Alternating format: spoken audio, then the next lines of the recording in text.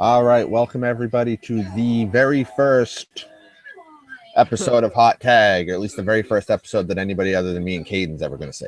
So we're coming to you live on PWP Nation as well as live on our YouTube channel.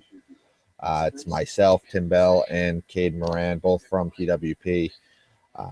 Basically, going to be coming to you weekly, live on both sites, discussing everything and anything that happens in the week.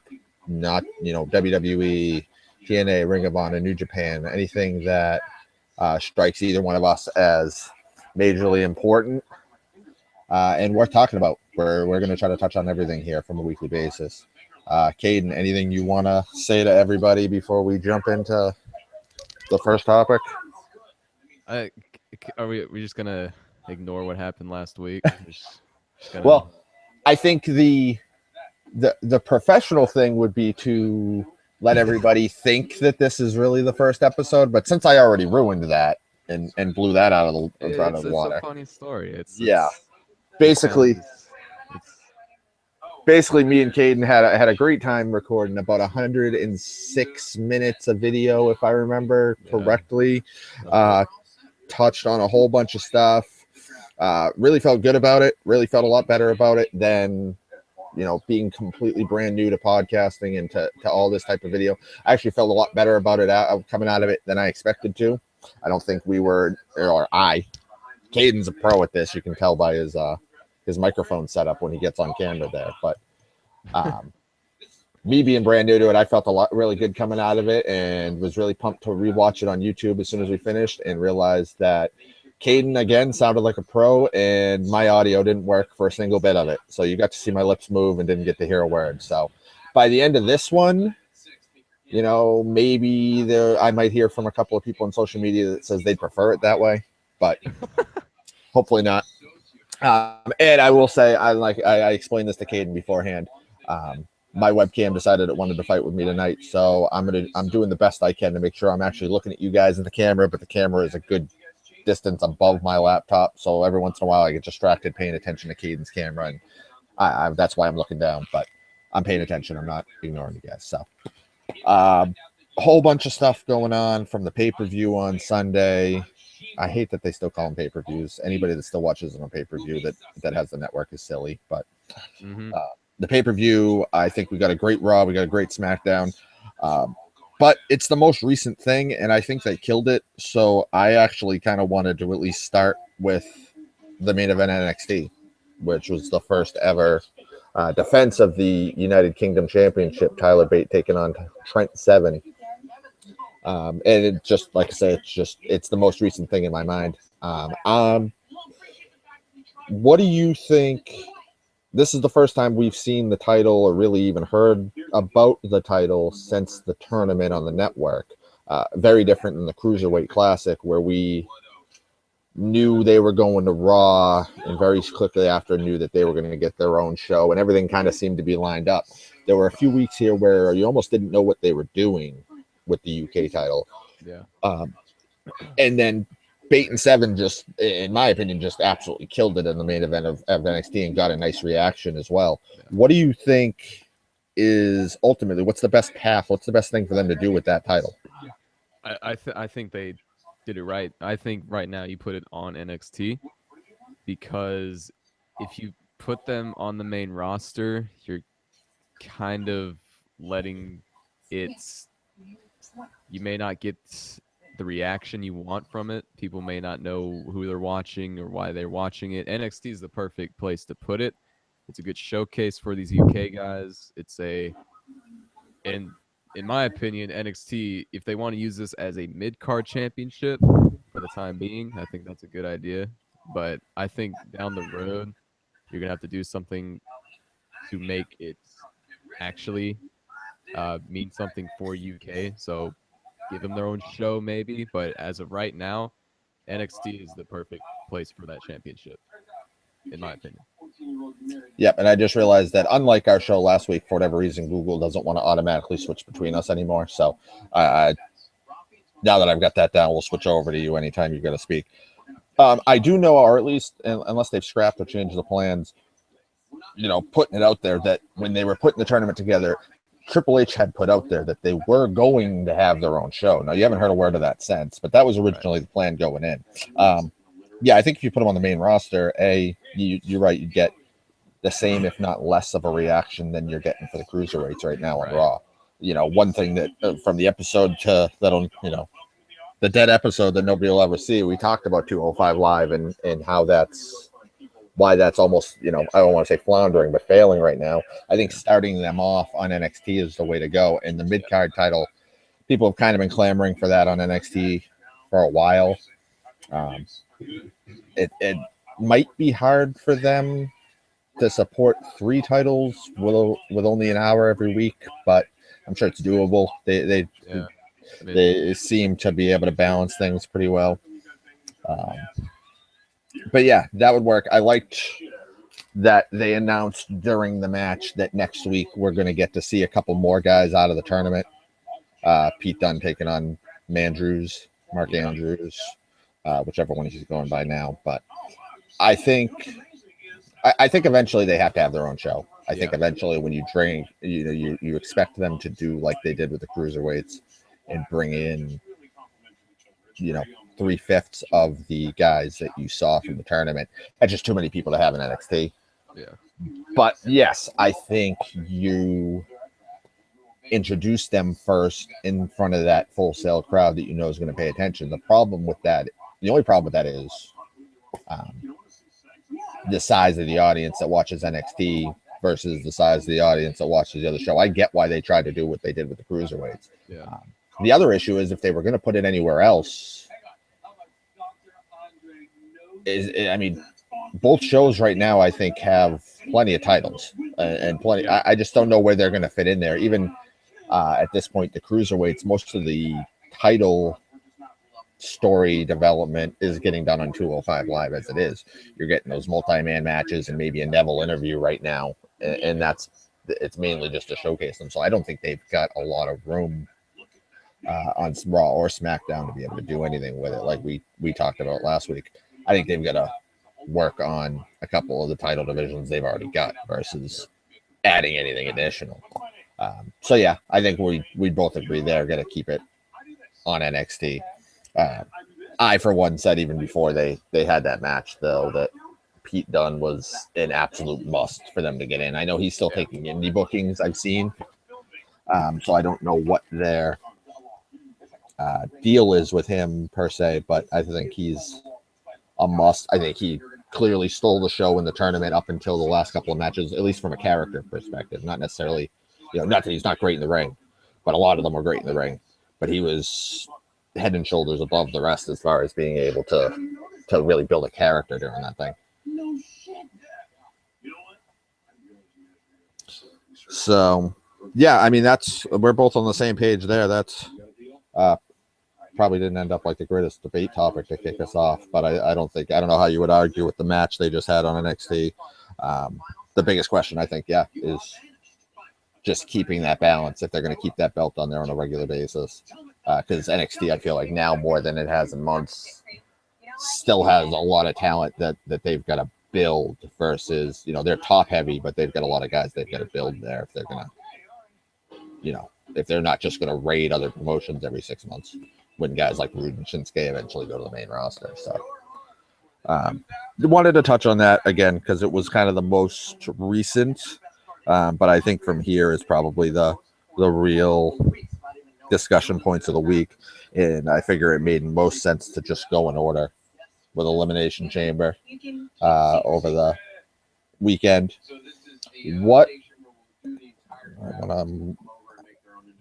Caden, real quick, say something because I feel like Google keeps muting you on me. I want to make sure we can hear you. Hello. Okay, there we go. Keeps dropping your volume down, and I keep trying to fix it. There we go. I think it just tried to do it to me too, so I'll keep an eye on that. Elimination Chamber. Where would you grade that? Obviously, it seems like everybody's really excited with the ending, but as far as the show goes, and just what's your overall reaction? What would you grade that show? Yeah, it wasn't bad. It was good, but it wasn't great. But that's kind of the thing with shows before WrestleMania. They're just not going to be the best. So, I mean, we saw Bray win the championship, which was awesome. We saw Naomi win the women's championship, which was cool. Luke Harper and Orton, I think they smashed it out of the park. The tag team match was kind of mind-boggling. The Dolph Ziggler match kind of ticked me off. James and Lynch was all right. Overall, I'd give it maybe a solid. With Bray winning and Naomi winning, I'd give it probably a B-. I'm going to be honest. Yeah, real quickly, and this only because you brought it up, or else I would have spent no time on it.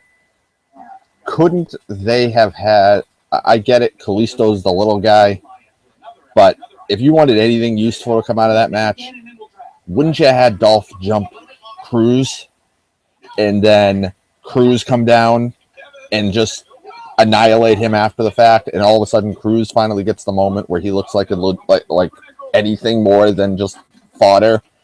I mean, Kalisto comes down, and it's still Ziggler's still holding his own against the two of them. Like, either you have him attack Apollo, and Apollo comes down as the rescuing hero, or, and this was less likely, have him attack Kalisto and have Cruz still beat him, and Cruz just gets a win on his own. You know, pick a direction and go there. But yeah, we mentioned it kind of going in. The Naomi win was great, but it also, the timing seems weird. Yeah. I just don't love them. They're juggling a lot of belts here with basically 6 or 7 weeks to Mania. But I didn't hate on the fact that she was winning. I think Bliss has done more with that title than anybody expected. Yeah. But yeah, I think I'd be in the same with you, where I think the show would be a C+ or maybe a B- with the main event saving the entire show. Right. Orton and Harper was good. They never quite got where I was hoping they would get for Harper's sake, but I think maybe I think maybe Tuesday did as much for Harper as, in a short time. But obviously the big thing was Bray winning the title. I think it was a great idea to start the show or start the match Cena and Styles. Get that out of the way, allow them to blow everybody away in the first 5 minutes. Corbin going nuts and taking out Ambrose nice and neatly sets up them for what you'd expect as a match at Mania, which is better than rehashing Ambrose and Miz, and better than I don't know what you would have done with Corbin. And then I always like when there are those matches and you get some period of time where they get rid of the champion. The champion's not one of the last two. I always think that helps. I think it gets the crowd. That match had the crowd. Yeah. After Bray eliminated Cena, they were into it. Yeah, and I think you were in one of those rare points where the majority of the building, it was just excitement. They were fine with either one winning. Obviously, anybody paying attention to the news going in was probably leaning towards Bray. Yeah. But like we talked about last week, had Styles walked out, nobody was going to be particularly shocked. No. Yeah. And everybody, you wouldn't have been able to blame WWE if they just said, we want Styles carrying that belt at WrestleMania and to be in that match. So that would have worked just fine. But having Bray, specifically having Bray beat Cena and Bray beat Styles at the end, and then we'll get to Tuesday, but taking care of him again on Tuesday, I think was huge, because the biggest complaint with Bray for the longest time has just been that they've taken for granted that he's talented and really haven't done a whole lot to build him up, not necessarily as a character, but as far as credibility goes. His credibility has been the biggest problem, and it seemed like they said, well, we're going this route, whether it's Orton and him or whoever it is, we've got to do everything we can to build up his credibility to the highest point that it's probably ever been. Yeah, I completely agree. For years we have seen Bray be advertised as a dangerous threat, yet he could never get to that next level because he'd always be losing to these guys, these top guys. But once Orton joined him, he's been a completely different and better character. And I'm 100% behind Bray Wyatt right now. Yeah, and it seems like a lot of people are based on his reaction at the Rumble, and then not the Rumble, at the Chamber after winning, and then his reaction Tuesday. And one of the things I was excited about was just that his interviews are always random nonsense, but it seemed to be getting to kick off SmackDown, him just being able to stand there and finally hold the title. All of a sudden, him giving a promo that wasn't hugely different than some. All of a sudden, a lot of it made more sense though. You know, all of a sudden now saying I've got the world in my hands and seeming in control. Again, it's his credibility. It all makes more sense when you're standing there with the title. Doesn't make a lot of sense when you're 2 weeks off of losing your third straight pay-per-view match to Dean Ambrose or something of that nature. So, and then obviously, like I say, they built more on that on SmackDown. Which is that gets us to the end. You promote Orton, you promote Bray versus Cena, which makes sense because Cena's got a rematch. Yeah, and then you immediately turn that around and interject Styles, which on a personal note, I had to work through most of SmackDown, and then I'm reading the recap as it goes, and then I'm silently screaming at the idea because I see that triple threat's going to happen. I go, that might be the best main event we get out of SmackDown all year. Yeah. So Bray gets attacked before the match, still beats them clean. Is the reason Styles gets taken out and then beats Cena clean. And then you get the moment at the end with Orton coming out and refusing his Rumble right to challenge him for the title. Now they've got, like I say, I think now you'd call it 6.5 weeks to Mania. Is this just a long con, for lack of a better word, where we've got 6 weeks to fill and we're going to build towards Bray and Orton, or we know there's a battle royal next week? If it's not, if they've really got something else besides that singles match, who is it, or what do you think they're doing? Who's challenging Bray at Mania if it's not Randy Orton, or who else? This is what's awesome. You don't know. I'm very intrigued right now. So I do think it's going to end up being. I think Bray and Orton will be in the match. I think Orton will work his way back into the main event. But we talked about this last week. I brought it up and you said no about the possibility of a triple threat between Bray, Randy, and Harper. So for me to be even more invested, and logically, I think Harper wins that battle royal, and then somehow Randy will work his way back in, and we get a triple threat at Mania.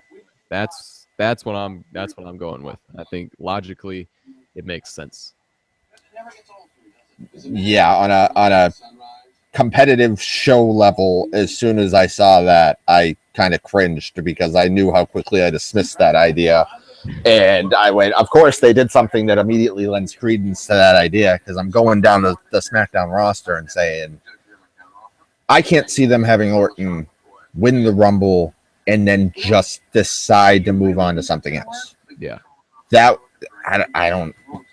think that hurts Orton if I don't see them doing that. So then who makes sense if it becomes a triple threat for them to put it into that match? And that list seems short. So Harper's certainly an option there, which is a great push for it. Yeah. A great push for him. It's still a weird dynamic because I still think by the time you get to Mania, they have to have at least teased quite a bit of dissension between Orton and Bray. Because obviously, even if you still put them in a triple threat match, at some point, I mean, it can't just be Bray and Orton beating down Harper and then Orton letting Bray pin him. That doesn't work. As much as they'd like you to think it works now, it's not going to work. So you've got to tease that. I think it's right now the only two scenarios I can come up with are either that Harper interjects himself into the match, which I'd still be surprised, or I would still be putting my money on. It's just we've got 6 weeks to fill, and that you're still going to see the singles match between Bray and Orton. I think the biggest question with that is, I think everybody always assumed that Orton turned on Bray to be back in the fans' good graces. Bray is so set up and ready to be, a face and a fan favorite. And Absolutely. I wouldn't be surprised if they find a way, if that's the twist, not so much the participants in the match, but that all of a sudden Bray ends up being the one that seems more the hero. Because that's the other thing. You've lent all of this credibility to Bray. I don't think now, and they've got time to convince me otherwise, but I don't see how you pull that belt off of him in 6 weeks at WrestleMania. No, you can't. You can't with his reaction and his popularity still growing. He's just getting better and better each week. You can't take it off him in 6 weeks. No, I think it would be a huge mistake at this point, especially, like I say, with how in just the span of 72 hours, what they did for Bray in order to get him there. Yeah. So I think it's still going to be Randy and Bray. But Harper's also the only one that I can say that makes sense to win, because, and this is just off the top of my head, like a guy like Miz. But where does that make sense? I still think Miz might be the only answer you have left for Cena. Yeah. Which I guess, I mean, maybe if that's not good enough, maybe it ends up as a triple threat with Orton, Cena, and Bray. But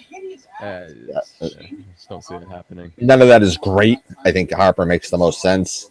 Storyline wise, I don't know that I believe they're ready to go there with him yet, but it's certainly, like I say, you went from heading into the chamber and coming out of the chamber generally certain, and then when the chamber ended, certain of how things were going to go over the next 6 to 7 weeks, and they managed in one show to put at least a little bit of doubt into everybody's mind as to what they're going to do. So for people that always complain that WWE is too predictable, you can't complain. Nope. You can't hate on them. You gotta give it to them one way or the other. So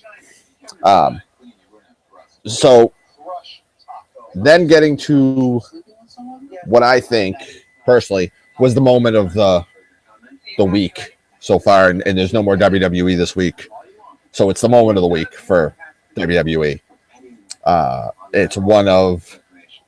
It started as yet another kind of ridiculous attempt to recreate Rock and Sock Time of Your Life, and turned into one of the best segments I think they've had on Raw in a very long time. When we talk about the Festival of Friendship. Yes. With Owens, turning on his best friend, Chris Jericho, annihilating Chris Jericho. I've got a couple of questions here, but the one I want to start with, we talked about it a little bit in the last episode, and we focused on the match at Fastlane between Owens and Goldberg, and whether or not Goldberg has to win the title at Fastlane to give added importance to Goldberg and Lesnar at Mania. After how, just in my opinion, perfectly they laid out that segment, and the amount of effort that they put into that segment, can they afford to now not have a title in that payoff match that we all expect now is happening at Mania between Jericho and Owens? Are we ready to knock that down to the U.S. title, or did that segment just help justify that they deserve to have that world title there? Oh man, this is such a hard question. I've been thinking about it ever since the moment happened, because look, Brock versus Goldberg does not need the title. I think we can both agree on that. As for Owens and Jericho, I think, oh man, I would like to see it with the championship. I don't necessarily think with a match like that in the rivalry that this is going to be. It's going to be very personal. I'm assuming, like, very personal, very just emotional. Does it need a championship? That's that. I can't give an answer on that.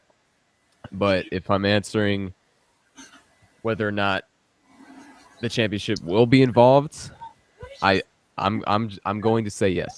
I think I don't think they can risk it now after that segment. Well, yeah, there's a few factors there, and like we talked about, putting the title in Goldberg Lesnar is tough because you're talking about two part timers. We got the news with Lesnar that I don't think changes anything, but the news with Lesnar yesterday that he's retired from the UFC. I don't think anybody saw him fighting in the UFC anytime soon anyway, and he was suspended, so you were waiting at least a year, if not longer. I think the biggest part, I think Goldberg versus Lesnar could use the title. I think there's a fair segment of the audience that really looks at that the way WWE kind of wants you to look at it from one perspective of Goldberg's already won twice, so why do I need to see this again? Yeah. So yeah, there's certainly the part like I said this with AJ Styles before the Chamber, and I've said it with Owens before the Chamber. I'm a big believer in, and AJ was the perfect example of having somebody coming into Mania having had that title for a consistent or a considerable amount of time. Like I said to you before last week when we were talking about it, I thought that AJ had done enough to hold that title to Mania. I think that's kind of a sign by the company, kind of a pat on the back. You're taking the title to Mania. And while Owens' title reign hasn't been what AJ's title reign was, booking wise and such, I think Owens has done just great work. Jericho and Owens are probably 50-50 there, but they've done some amazing work there. That angle was, nobody would have expected at the beginning of them being paired and the stuff they were doing then, that people would be as invested and would have cared as much as people cared when Jericho utters those words on Monday night. What's my name doing on the list? And the reaction of that crowd, they don't get that very often. Everybody gasped, everybody got it. Yeah. And then he pulls the list out and just everybody knew. And Owens sold it with the facial expression. Yeah. It was really well done. I've been saying this once it happened. I keep thinking it. I keep saying that the execution of that entire segment was brilliant, and they nailed it. And you don't get much segments like that anymore, and that's one we're going to be talking about for a very long time. Yep. And from something that I admittedly the week before when I heard about it kind of just glossed over and said that okay, it's a Vegas thing. They always do weird and crazy kind of stuff like that when they go to Vegas. But like I say, and here's the other question that I have on that, because I say Goldberg and Lesnar could use the title. I think that Owens and Jericho would be fine without it at Mania. And I think general perception still is by a lot of people that Goldberg's going to win the title at Fastlane. But I think Raw gave a very large clue to the fact that might not be the case. And I'm wondering if you agree. What role going forward, you finally, for the first time since Owens won the title, got a moment with Kevin Owens and Triple H in the same room at the same time, and you got that quick moment with them. Does he play any role going forward with Owens? I could see that being a reason that Owens keeps the belt to Mania. And I'd mentioned before, maybe possibly Lesnar getting involved at Fastlane. I think that's more possible now. I think that's more the chances of that went up, because I could see, especially if we're not necessarily getting Triple H, Rollins, if that's not the route here, because Rollins, physically isn't able to do it. Right. To have them have that moment going in It almost feels like you're throwing it away if Owens then just loses. One thing that they've been consistent with since his days as a day-to-day, everyday wrestler with Triple H, and it's very much like they used to do with Vince. If you remember in the Attitude Era, Vince would always take the worst of things, but when Vince would come out in an interview at the beginning of Raw or beginning of something and say, I guarantee this, 99% of the time it happened.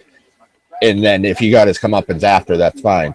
When Triple H kind of gives that look and you get the sense through a segment that he's got a plan, or there's something you're not seeing, that stuff tends to come to fruition. And that was, at least for me, that's what I got out of that quick moment with him and Owens. The problem is, and it didn't seem it from social media there, nobody really caught on to it until after Owens had already, when you saw him annihilate Jericho.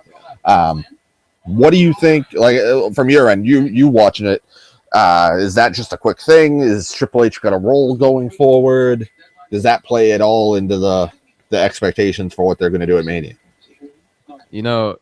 Once I saw him talking to Triple H backstage, I immediately thought, okay, this could be the sign of a turn, a betrayal to Jericho. And it happened. So I think Triple H does have a role with Owens going forward. He has a role with Samoa Joe as well, as we saw. So this is very intriguing. We haven't seen Triple H in months, and now that Rollins is injured again, if they're not going that route, if he's not able to do it, as you said, I think Triple H is working on something very something that the fans will enjoy. We don't know what it is, but the fact that he is kind of the, what's the word, not manager, but kind of the guy behind Samoa Joe, and now from what we saw on Raw, he looks to be the guy behind Kevin Owens. We could be seeing something intriguing. I can't tell you what, but he does have a role. Yeah, I mean, I'd like to think they had a plan with Triple H and Owens other than just getting it to Triple H and Rollins when Triple H helped Owens in the first place. There's certainly a prevailing thought that it may have just been Owens was the best guy. He couldn't have done that and given it to Reigns. He had to give it to somebody, and Owens was the perfect guy there. But yeah, no, I mean, this is again, way off top of the head, but there's been kind of rumblings or hopings from people that he might put together some type of a stable. If they wanted to do some type of a heel NXT type situation, you get Samoa Joe, you get Kevin Owens, you bring up, say a team like the Revival, and all of a sudden you've got 4 guys with NXT. That's awfully easy to then feud with like a returning Finn Balor. We were trying to brainstorm ideas for him last week. There's a lot of options there, I think, is the idea. But I think the biggest thing that came from me on Raw, him being involved, ups the percentage and upped my feeling that we may get Owens getting out of Fastlane one way by hook or crook and still holding on to that title. And they're setting you up to think, oh, Jericho's out of the picture, so now Owens going to do it on his own, when in actuality, Owens might have a better backup plan than he's had for months now with Triple H behind him. So that's what I'm wondering.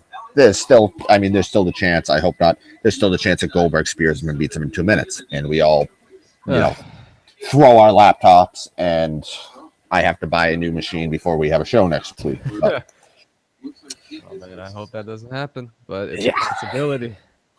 Unfortunately. Yeah, I mean, what's his average match time right now? Not counting the Rumble, like 45 seconds. So, yeah, I don't know. There's one other. There's a couple other things from Raw. The other big obvious thing to touch on from Raw would be the main event: Bayley becoming the women's champion by defeating Charlotte. Yeah. What's your reaction to that?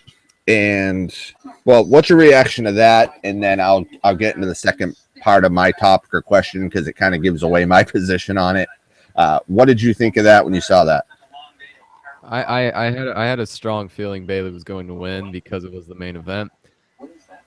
And look, I'm happy for her. She deserves it. Not to interrupt you, but they've completely given that away, haven't they? It feels like every time they put that division in the main event, it's because, oh, hey, look, here's a title change. You know, you want to shock people, do it at the 9 o'clock hour. But anyway, that's what I was working my way to. They gave it away. And it's just it feels rushed. It felt rushed. You know, Bailey is one of those, one of the few talents where kind of like a Daniel Bryan type scenario where you can build her up to be a strong favorite, but also the underdog, and then winning at a big moment. I honestly thought she was going to win that title at Mania. I thought Charlotte was going to keep defeating her, and then Bailey would keep working her way up. But I'm disappointed with the fact that not the fact that she won, but when she won it. The Raw in this last Raw was not the right time, and I'm going to ask you a question here. What are the chances of the rematch being at Fastlane and Charlotte beating her at Fastlane? Well, that's where I'm going. I mean, that's everybody's expectation at this point. Doesn't it have to be? I mean, we've seen that story so many times. The other part of my topic here is doesn't this just feel like we've copied this Charlotte Sasha Banks rivalry? That's part one, and she's taken the belt. I agree with you. It was early for Bailey. I always said I liked Bailey in NXT. My initial fear with Bailey before the Brooklyn match with Sasha, where she won the title and things, was I was always slightly fearful because of her character that she was going to do all these things in NXT and then you were going to get to the WWE level and it was almost going to be kind of a reset button where she was going to have to do all the same stuff. I'm glad that some of the matches that she inevitably got to have in NXT and where she took over that helped her to avoid some of that. But I think you still had to go on that journey with her on the main roster. Yeah. And they really didn't. She was losing matches until they finally, had the final Sasha Charlotte match, final for 6 months or whenever we get back to that. And then it was okay. Now Bailey's back to winning matches. That was one of my issues with it, was they rushed it. The second issue was just how predictable it was that, they're having a women's match, a titles match on Raw, and they've proven that's the only time Charlotte's able to lose. Yeah. So I immediately, when I found out, watched it and saw that she won, that admittedly, it was the first thing that went through my head was, well, Charlotte's enacting her rematch clause at Fastlane, and it goes to 23 pay-per-views or whatever ridiculous. Yeah, they're not going to end the pay-per-view streak at Fastlane of all pay-per-views, which is what I don't know. It baffles me that they went with Bailey on a episode of Raw instead of a bigger stage and a bigger moment. I just don't know. I wasn't even actually prepared to ask you this question until literally right now, but I'm going to bring it up. Was that an attempt to just have a better show than SmackDown, knowing that Elimination Chamber just happened on Sunday and people were going to be excited that Bray had won the belt? Was that just an attempt to, you hear all the talk about SmackDown being the better show, to just load up and overload and stay in the conversation this week? Because there was no reason to do that match at Mania. You do that match at Fastlane, you build for 3 more weeks, Charlotte wins by Dana Brooke interference or what have you, and then you build your match at WrestleMania. There was no reason to have that match, and it wasn't even as if they were at an arena. They're in Vegas, and any YouTubers that happen to reside in or frequent Las Vegas, I'm not bashing your city, but it's not Madison Square Garden. It's not. It's not the. I'm gonna Hulk Hogan it and say the wrong name, but down in New Orleans where they did WrestleMania 30 and has become kind of a big thing for them every time they return. It wasn't a building where you expected, okay, they're gonna take it up a notch here and they're really gonna try to go all out.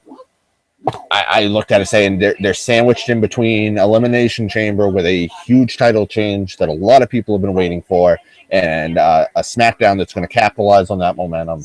And it just felt like Raw was trying to keep in the conversation. And the more disappointing thing is, they would have been in the conversation because of the segment before with Jericho and Owens. They never needed to have the title match. So I just, that kind of annoyed me. It annoys me that, it feels like it's the same rivalry. It wasn't necessary at all.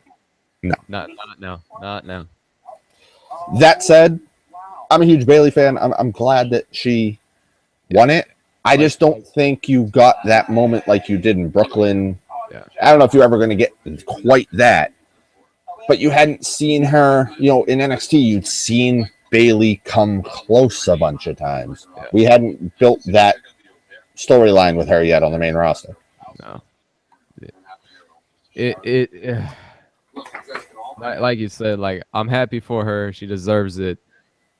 But it's just, it wasn't the right time. It just didn't feel as special as it should have or should have been.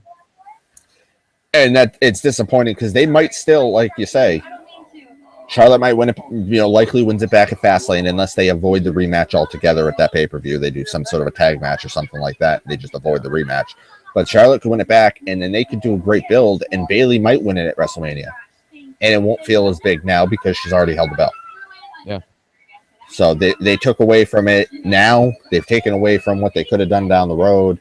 It just felt off that they decided to do it that night, which stinks because Bayley is such a character that so many people, you've got to be awfully cynical to dislike Bayley. And it just, people would have exploded for that if it was done the same way, similar to how they did NXT, where it was just allowed to build. Yeah. And they didn't do it.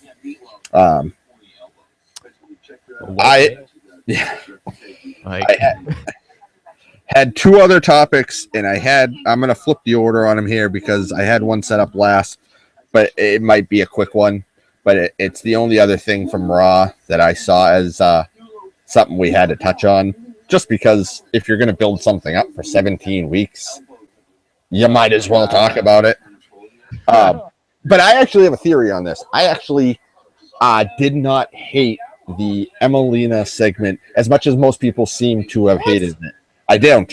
So I don't, and because I have such a great theory, I don't want to sway you early on. So I'm going to let you start so that we might actually disagree. So, because if I go first, you'll wither in my brilliance and you'll just agree with me. So all right. I don't think anything's going to change my opinion about what happened. I'm sorry, but Jesus Christ, what 17 weeks we have been getting these vignettes and these promos of the makeover. It's going to be worth the wait. Was it worth the wait? We got a minute of her coming out saying, "Here I am." Now we're going to witness the change of Emelina to Emma. Like, are you kidding me? And the rumor is that in those 17 weeks, she could not impress officials with that gimmick. If that is the case, then why did you drag it along?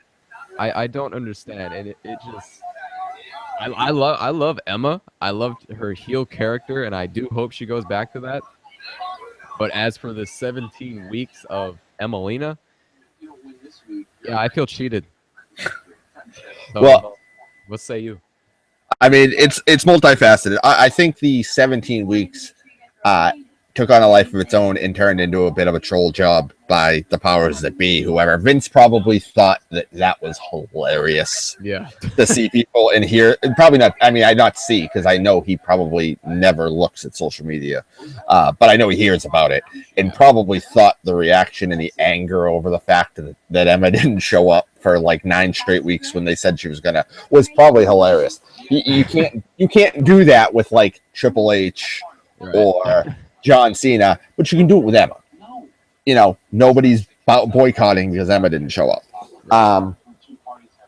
I looked at it first off. I think it's revision. Everybody that's angry about it, I would love to, because I saw a ton of people on Twitter losing their minds, just so angry about the fact that she came out for a minute. And what do you mean now we don't get to see Emily? I don't have the time to spend on these people, but I'd love to go back the 17 weeks or more when it was first announced that Emma was going to change to Emelina. And I want to print screen every one of their timelines because I guarantee you 95% of them threw an absolute freaking fit at the idea that they were changing her character in the first place. It's the same thing. You can't. There's a prevailing opinion that WWE can never be right. Everybody hated this idea to begin with, and now they have what appears to be a creative way to undo it and put her back into a character that blew everybody away and surprised everybody down in NXT and then on the main roster. Face the facts, she was sent back to NXT to get Dana Brooke over, and she absolutely stole the spotlight from Dana Brooke. Absolutely killed it. She had a better match with Asuka than Dana Brooke could. She became a better character than Dana Brooke was. She's now going back to it. People need to calm down and realize that they're getting a good thing. But also, and I'm not saying that this is where they're going to go because I read the same report. It sounds like they're just going to kind of stick her back in the same role that she was in. But one of the biggest, most missed opportunities that they had was with the first diva, who also had quite a history with Emma, the first diva that they brought up, or woman that they brought up from NXT. Do you remember Paige when she was on NXT? Do you remember what Paige's biggest plus and what her, gimmick or her role was down there? The term that was used for Paige? I would need a refresher. She was the anti-diva. That's right. And then she came to the main roster, and the first thing she did was feuded with the closest thing that the main roster had to an anti-diva, which was AJ Lee, because she was the champion, and they thrust her right into that light. But then before you knew it, she was on Total Divas, which a lot of people hated. I didn't kill her for that. More exposure is exposure. But you never, ever saw her in that anti-diva role. They've got a perfect opportunity to redo that with Emma. Emma could come out next week and say, look, I started in NXT. I built my career based on my ability to wrestle, my ability to perform within the squared circle. I got hurt with an injury at the height of my career, and I rehabbed, and I put in the work in the gym, and I did everything I could to get back here. And I walked back in the doors and said, I'm ready to go. And they looked at me and said, great. Well, your Instagram makes you look really hot. We're going to turn you into the epitome of a diva. And she could come out and, I walked out there and I said, all right, I'm going to be a company girl and I'm going to do what I'm going to do. And I walked out there on that ramp and realized I'm not doing this. Hell no. This isn't me. And it could be a huge boost to her if they wanted to do it. Because we already know she can wrestle. We already know she can heel. She could turn into what so many fans clamor for. Everybody that wants to hate on the Bellas and everybody that wants to hate on any of the divas that maybe are a little more or appear to be a little more appearance than substance.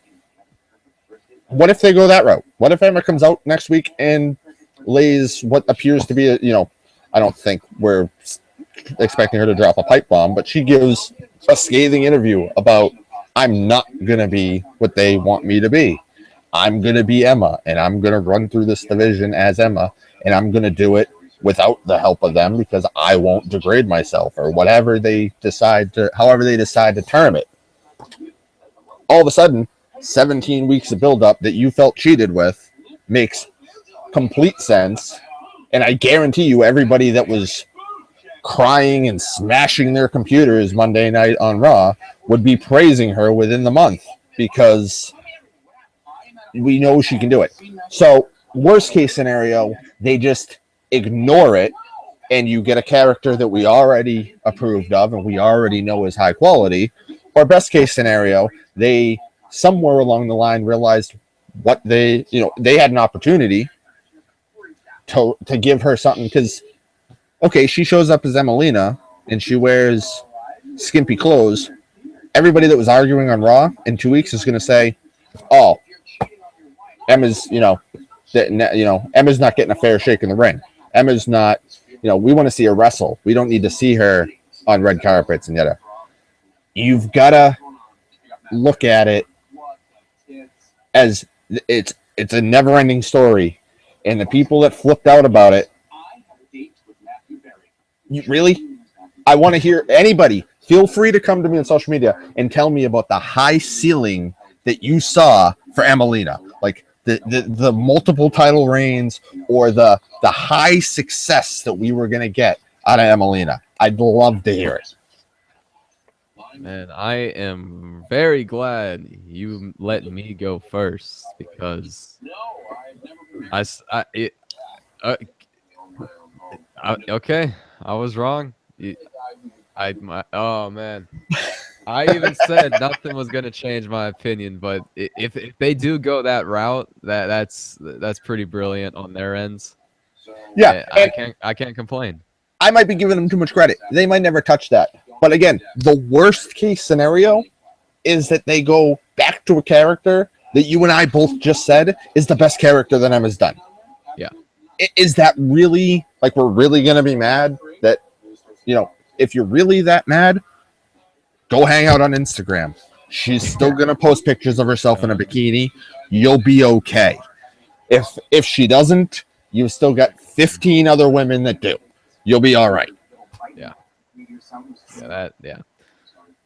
So hopefully they go that route. I'm hoping though. Good job.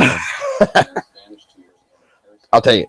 So the last thing I've got, and I'm happy that actually became more of a conversation than I was expecting because I could have also seen that going for 45 seconds and dying a slow death. So the last topic that I've got actually was never even on my radar until you posted about it on Facebook, which is just another reason to pay attention to all of the PWP staff on social media. Yes. Over the week, and correct me if I'm wrong here, because as much as I try, I don't, and I know Ring of Honor is taped ahead of time and things of that nature, so I don't know if I might get a detail or two here wrong, but basically the story was that Frankie Kazarian turned on longtime partner Christopher Daniels and joined the Bullet Club. And your immediate reaction, the immediate reaction I saw from you was kind of a groan and an eye roll. And basically, if I remember the words, I may misquote and you're free to correct, was that either that the Bullet Club was dying or is dead. Now, you went ahead and wrote an article on it today, which I'd love for you to kind of summarize and expand on for anybody that hasn't had the chance to read it yet. But that's kind of the question: is the Bullet Club dying? Is this a sign of concern? And really kind of your thought process on that whole deal. So when I first saw that Kazarian,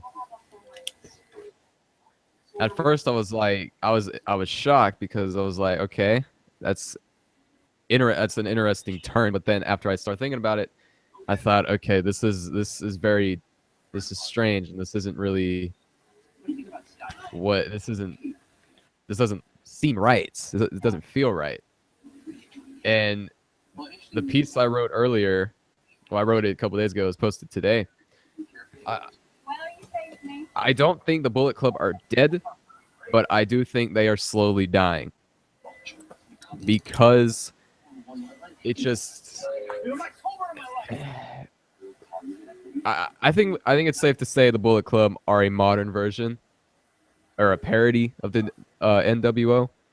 Oh, absolutely. Absolutely. I mean The that. Young Bucks and them have come out and said that themselves, that they were kind of parodying DX and the NWO and things like that, and all of that. So, but remember the NWO. You started out with Hulk, Hogan, Nash, and Hall.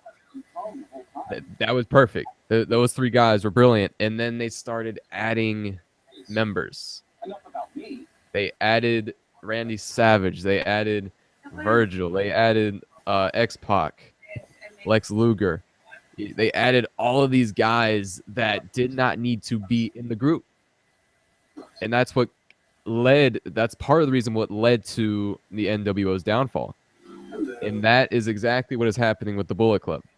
I think they keep adding these guys who don't need to be added, and it's kind of ruining. I don't want to say it's ruining the entire credibility of the Bullet Club, but it's kind of, it makes you look at it and go, okay, they keep adding guys. How much longer can they actually last with this? Because in 1 year they've added Adam Cole, who in fairness has worked out brilliantly for the Bullet Club. He's been an awesome addition.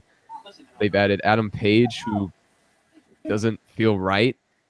They've added Cody Rhodes, who I'm still trying to get behind as a member. He's still trying to find his way. And now they've added Kazarian, which is the most baffling choice for a member you could probably think of.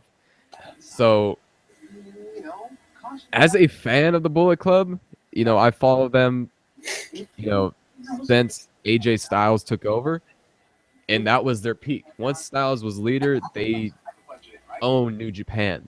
They were dominating Ring of Honor. But now, it after adding Kazarian, the question is, how much longer can they actually last? Yeah, see, I wanted to hear your thought process. I still completely disagree with you.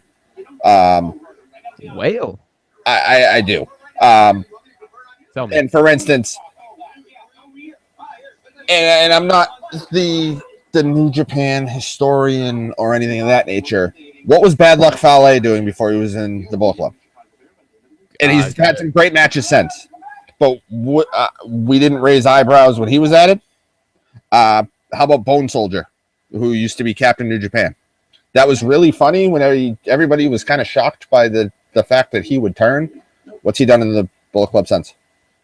Frankie Kazarian's a bigger name than either one of those guys. And Bullet Club's been all right. You're right. Frankie Kazarian is a bigger name than those guys, but it comes down to, does he fit? Is he a good fit? Him with Daniels were great, but then you add him to the Bullet Club, and it just doesn't look right, doesn't feel right. I think it was a move. I mean, they've clearly right now. I think for the Bullet Club, they're focusing on two promotions, New Japan and Ring of Honor, as they have been for some time. People talk about them spreading elsewhere, but those are the two main ones. I think Kazarian was mainly a Ring of Honor ad. I don't know how much he's going to Japan, but I think his impact is supposed to be in Japan. I'm not in Japan, in Ring of Honor, and focusing mainly there. And it's a way of, obviously you're going to get Daniels and Kazarian matches here going forward. Right.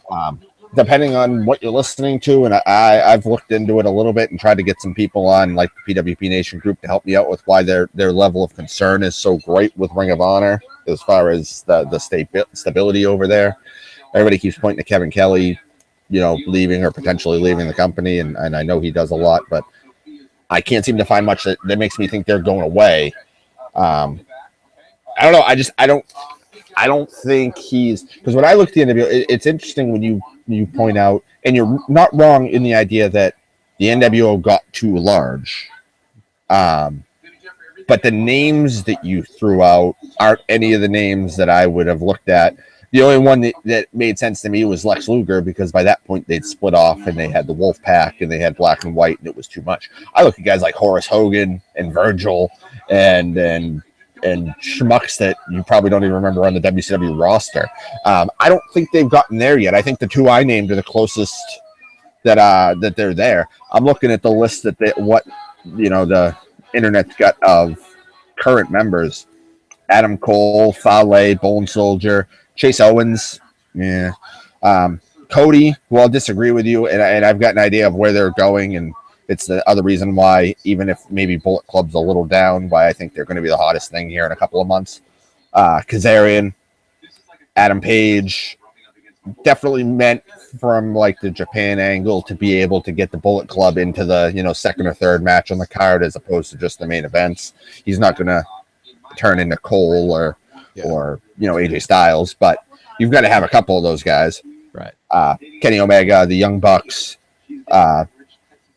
the Gorillas of Destiny, and Yujiro Takahashi, who I'm unfortunately just not hugely familiar with, so I don't want to talk him up or talk him down. That's just a New Japan lack of knowledge on my end. But looking at the current members, I'm going, and then I go down to former.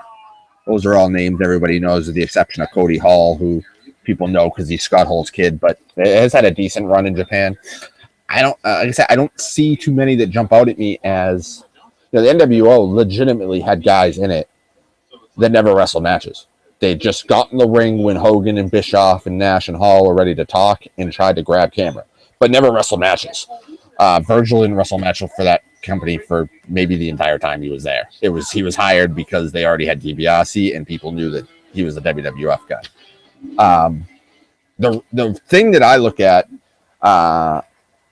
where even if they're in a, which I'm not even saying they are, in a down period right now, is, and it's what I've thought they're doing since Wrestle Kingdom, since they announced Cody was in the Bullet Club, and Cody's in the middle of the card match at Wrestle Kingdom, and big matches in Ring of Honor with Jay Lethal and things of that nature. A couple of, right after Wrestle Kingdom and right before the Royal Rumble, the biggest rumor in the world was that Kenny Omega was gone. Yeah. And I said from day one, there's no way he's leaving Japan. It makes all the sense in the world for him to take time off, because after that match he had with Okada, or who's he going to feud with? What are you going to do with him? Like, he's doing you as much good by going away, because his return will be such a big deal. When he shows up on New Japan Wrestling again, it's going to be a huge thing. But I think that match with Okada, it's Japan's very different. It's a very different audience, but there's some things in wrestling that just work everywhere, and it happens over here too. When you have a match like that, no matter how despicable you are, people want to cheer you. Yeah. Kenny Omega is going to be a fan favorite in that company. How do you do that? And who takes over? CODY.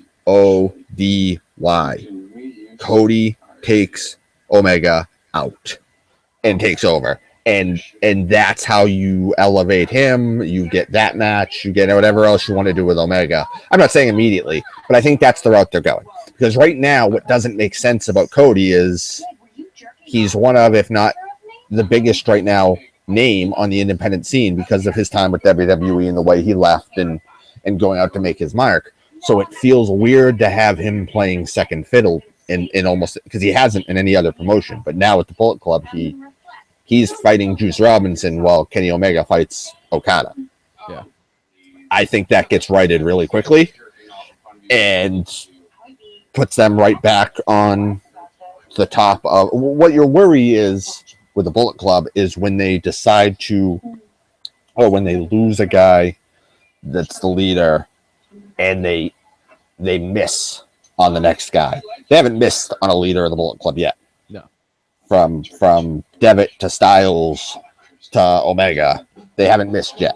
Because maybe Omega was the closest thing just because he wasn't fully established, but people still knew Omega was good. And then he wins the G1 and has that match with Okada and everybody. If they miss there, if they have the wrong guy leading that group for 9 months or a year, that's when I start to worry. They're just so it's just so solid right now with Omega and the Young Bucks. Like I say, it makes Cody seem like a mid carder in that group, which is crazy. I think they're fine. I don't think they have much to worry about. I think the Kazarian thing makes 3 to 4 months worth of matches for Ring of Honor, and that's fine. Kazarian and Daniels are both later in their careers. I think it helps in the Ring of Honor. I don't think you see much of that from the Japan side, which is really where the Bullet Club thrives. That was my biggest thing. Was okay. I don't think it has the impact on it that it seemed like you thought it had, or think it's going to have.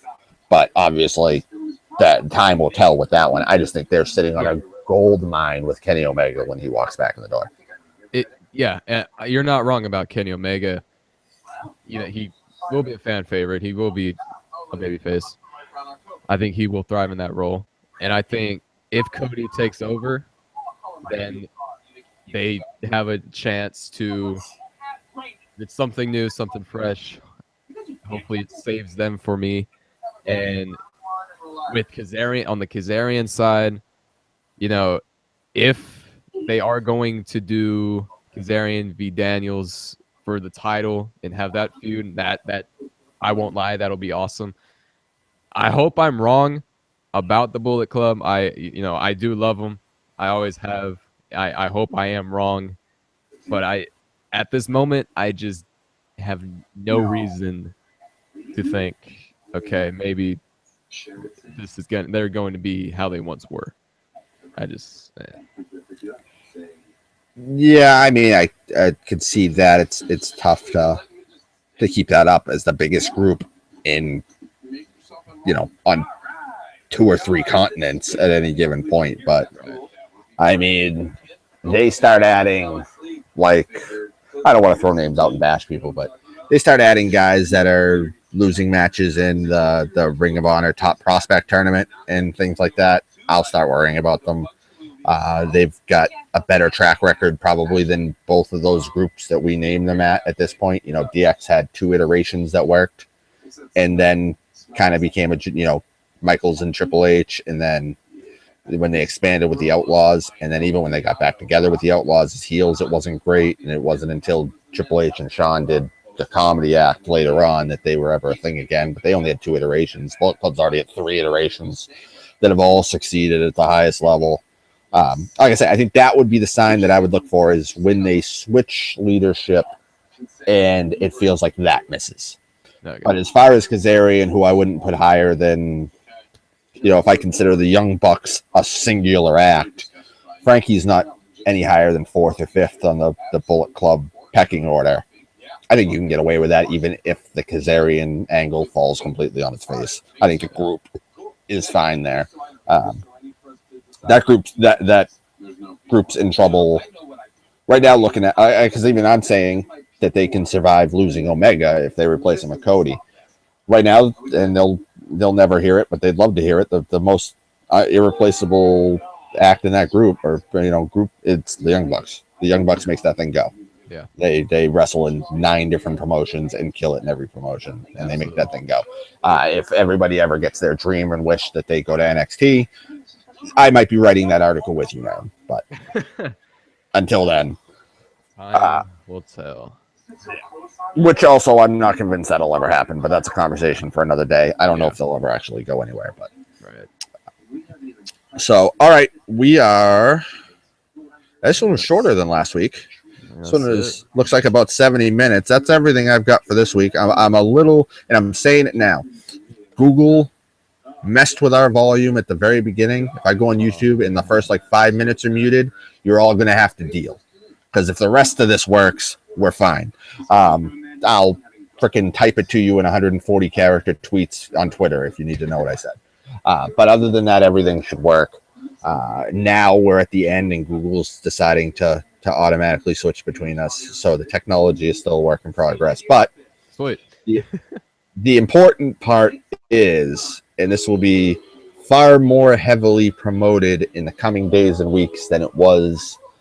I just simply did not want to push this back again due to that. I want to get an episode under our belts and actually on the interwebs for people to see. So this will be every Wednesday 9 to 9:15 p.m. on PWP. We've got the YouTube channel, which right now is a jumble of nonsensical letters and numbers that will be copied into all of the average, the promotion and on the PWP sites and everything for you guys to find. And if people watch us enough that we can make enough videos, I'll have an actual, a YouTube channel that I can pronounce and tell you guys on every video. Read Caden stuff. This gets popular enough and such, it will eventually motivate me to write stuff again. And I'll stop writing an article every 3 months. But I'm at TimBell81 on Twitter. Caden, what's your Twitter? I'm at Moran, PHENOMORAN. Yeah, what he said. All that stuff will be promoted as well. We'll get that out to everybody. And like I say, live every Wednesday or on YouTube, every video. You guys can catch up on everything. I'm still begging that sometime in the next week or so I get at least one tweet of a topic you guys want to hear, because we'll throw it in. Where we touched on Ring of Honor New Japan this week, which is more than we were even able to get to on the episode last week. I'm open to anything.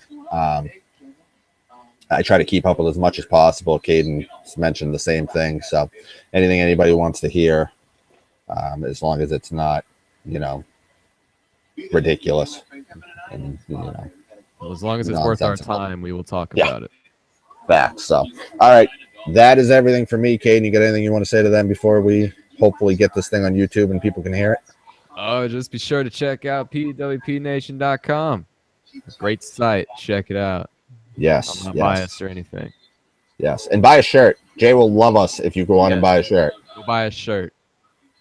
All right, great. This was a lot of fun. This will be up here momentarily. We'll have it everywhere. And we will do it again next Wednesday. Thanks, Caden. Thanks, everybody, for watching. Have a good night. We will see you next week.